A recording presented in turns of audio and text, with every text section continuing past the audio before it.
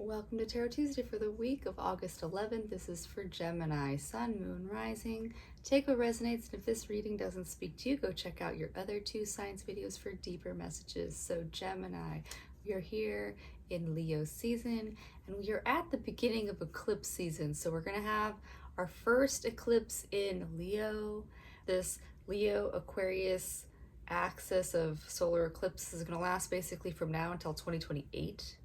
So this is really highlighting where do you openly just express yourself to the world? Where can you be selfish about stuff? So I don't know what that looks like for you, Gemini. That's just where we are this week on the 12th.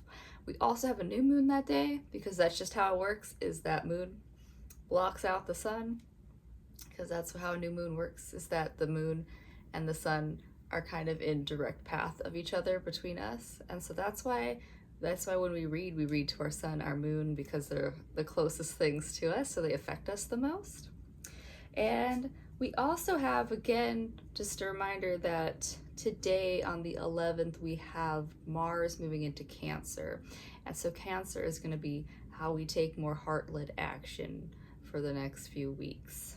Then you also have Mercury conjunct Gemini, and it just kind of doubles down on that energy of this eclipse of where can we have more expansion in our life? Where can we open up more to life right now? Yeah? So to meet it this week, I'm using the Lunalapin tarot deck. So let's see what we got going on for Gemini. You got the World. The world is your oyster, Gemini. And the world is also that full embodiment of all the elements. So Gemini, this is you acting harmoniously through that emotional, mental, spiritual body into this world, what you want. So yeah, really this time period is about being honest with that Leo eclipse energy of how it is that you want to self-express, but are you doing it at the expense of others is just the question of now. And you've also got the Six of Cups. Look at this. This is amazing. This is like one of the happiest cards in the tarot deck, where Six of Cups is about that childhood joy. If there's any nostalgia that you're feeling right now, Gemini, just tap into that feeling of what's being brought up. And is there stuff that you can bring back?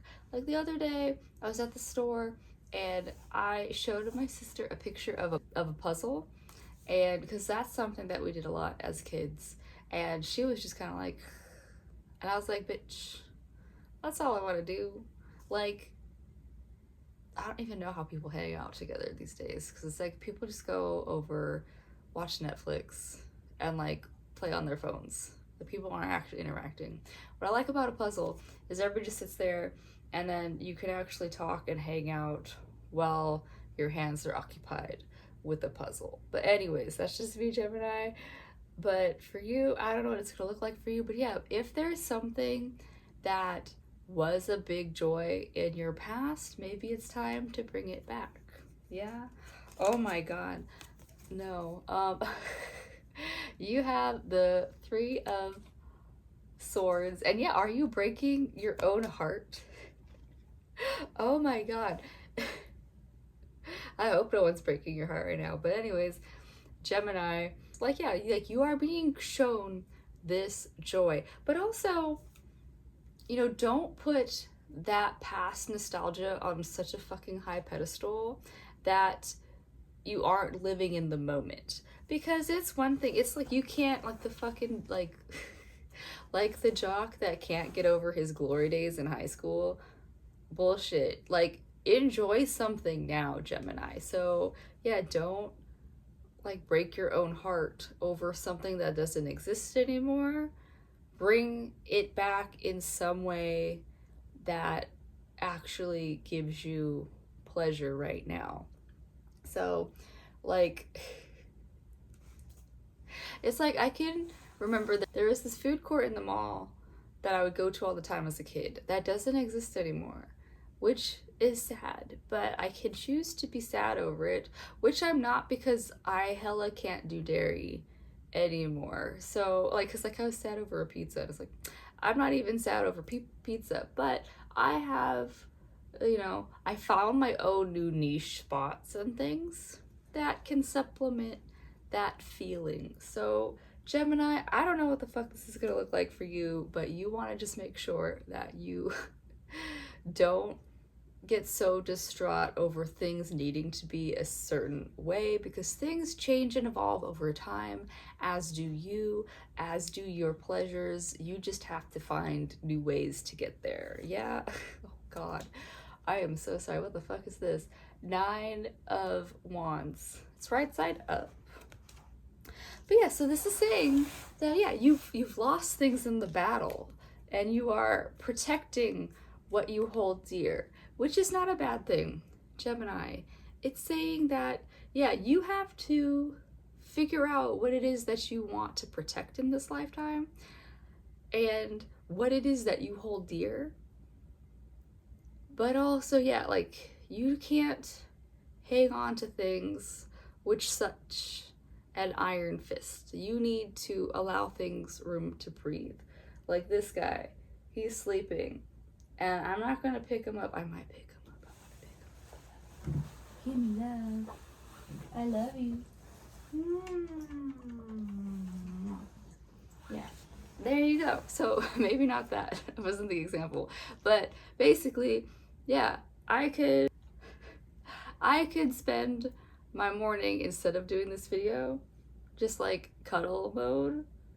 But I think we both need the room to breathe. But also, it is, yeah, this card is asking you, Gemini, to allow yourself to, you know, hang on to what you hold dear, but you don't have to do so in a way that is restrictive. Yeah, you have to allow yourself room to grow yourself, allow things to happen as they do. And yeah, so relinquish a little bit of the control that you're trying to maintain right now, Gemini. That is what I have for you from the bunnies. Let's pull another card from the medicine cards. I don't use these a lot just because every fucking animal has a whole chapter that I don't really feel like reading, but we're not going to. We're just gonna pull one animal out.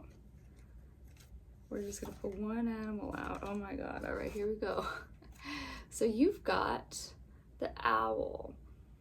And so the owl in this book is,